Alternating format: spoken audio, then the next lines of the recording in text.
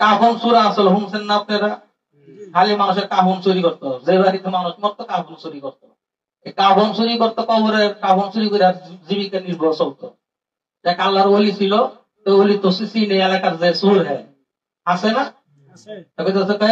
এদিকে তো কি তুই তো কাফন টাফন চুরি করস, জি হুজুর করি তো।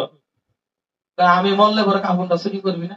হুজুর সি সি সি এটা কি কর না কর, আমি আপনার কাফন চুরি করুন, সবাইটা করলো আপনারটা করুন, আপনি নিশ্চিত থাকেন। ওলি কয় আরে তো বিশ্বাস নাই, চোরে না শুনে গর্বের কাহিনী। ও বাবা রে, একটা কাফন বেচলে তুই কত ভাব? তো হুজুর পাই তো 20-50 টাকা দাও ভাই। তখন তো টাকার খুব দাম।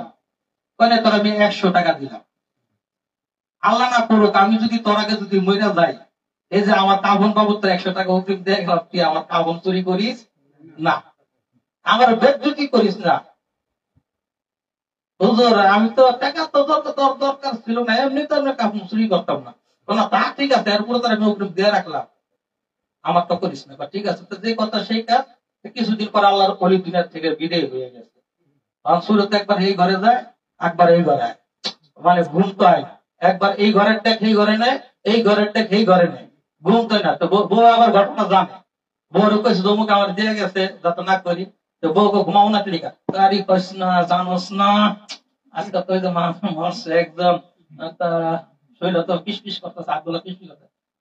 কি কর হুজুর না তোমার টাকা দিয়ে গেছে, খবরদার যাই কিছু করো হুজুরের লগে লগে এই তো পারি না, একবার এই ঘরে যাই, একবার এই ঘরে যাই, কাম তো হয় না।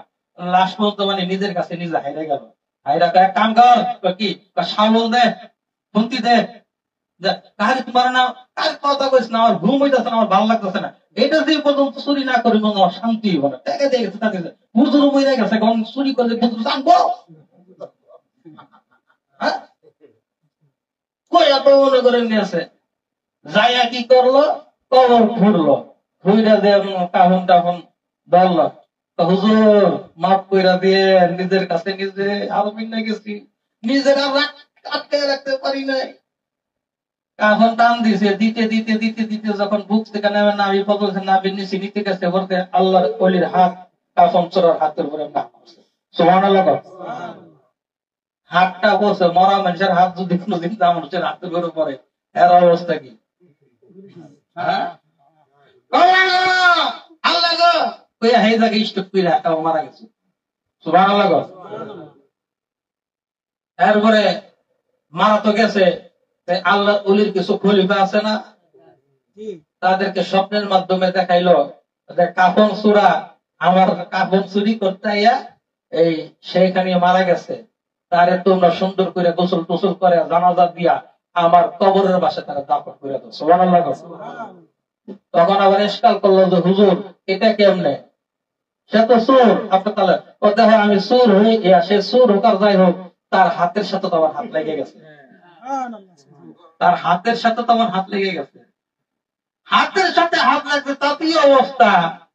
আমি আপনি একজন জিন্দা বীরের মুরিদ, তার কাছে যাও বায়াত মুরিদ হইছি, কপাল কি ভালো না খারাপ এরকম?